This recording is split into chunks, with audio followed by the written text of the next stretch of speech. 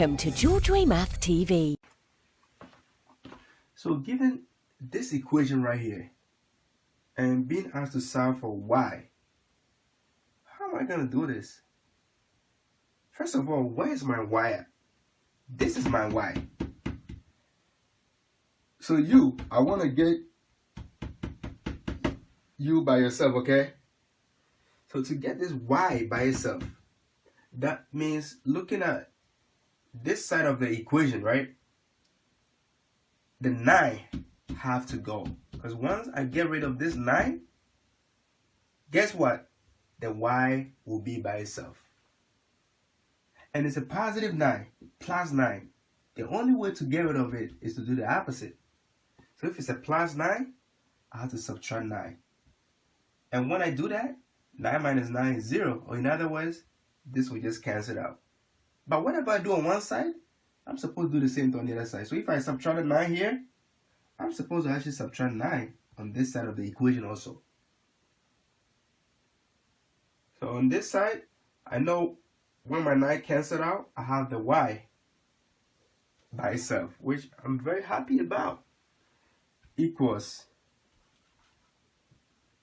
And then 4 minus 9 is negative 5. And that's it. Let me do this to make sure if I really got this. So for this also, I'm trying to solve for u, right? So where is my u in the equation? This is the u right here. So I want to get this u by itself.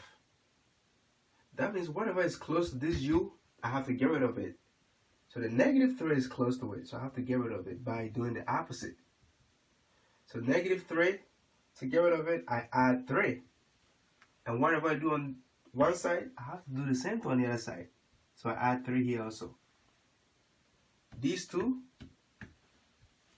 will cancel. So now I have the u by itself. Yay! And then I have negative 7 plus 3, which is what? Negative 4. And that's it. Now you're going to have to also do this by yourself. You see, I did this without anybody helping me out. Check. Who's standing here? There's nobody, right? So that means I want you to also do this by yourself. So you can make sure you also really got this, okay? And I know you can do it.